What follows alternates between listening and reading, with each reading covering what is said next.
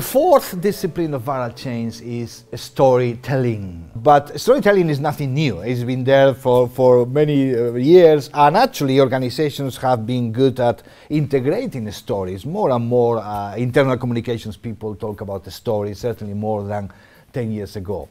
But the problem is that sometimes the kind of stories that we are capturing, that is being captured so far, they fall in, not necessarily all the time, but they fall into the category of what I call heroic stories.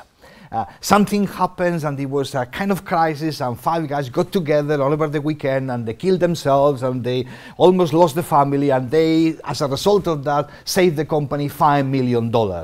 And it comes in the front page of the newsletter and the CEO shakes hands with everybody. Great, great story. The effect of that kind of a story in the organization is that the majority of people switch off. Because you say, well, that's not me. I'm not going to be in a position to save $5 million. This is a kind of extraordinary situation. So extraordinary stories, they are very good for conversations, but they are not very good for changing anything because they are extraordinaries. So the stories that we are using and capturing and disseminating through viral change are the day-to-day, sometimes simple stories or something happening that as a result of that new behavior that now is part of the currency, we did that in a different way, and that we stopped doing that in that way. These people are now doing things in that way, and you want to go back to the organization saying, this is happening, we are advancing. Because one of the problems that many organizations have is a kind of lack of self-belief.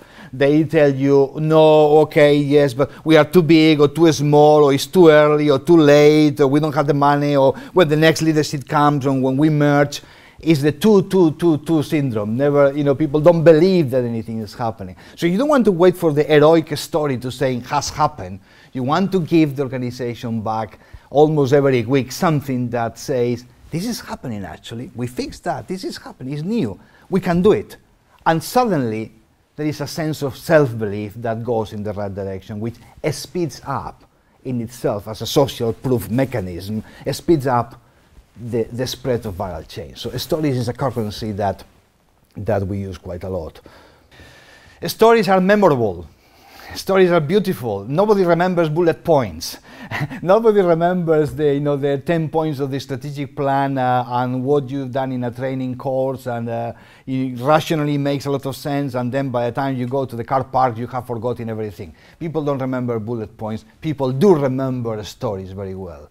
Something that's happened somewhere and people remember that. So stories travel, and quite frankly, you don't need to reinvent the concept of a story. It's been in the basis of civilization for many years, whether it's been religious stories, political, social movements. Anthropologists know that very well. The organization hasn't been very good. The company hasn't been very good at understanding the power of that. It's always been a very formal channel of, these are the facts, this is where we have to go, this is the strategic plan, or the figures, or the goals, the objectives. So it's very much top-down, rational, this is it. And the story is something that was there but haven't paid a lot of attention. Now is the time to reverse that and say, actually, you want to remember something, tell a story. And people remember stories that sometimes the CEO or somebody else is being said, and they go back as part of the new narrative. So that's why they are so important, but you have to master them.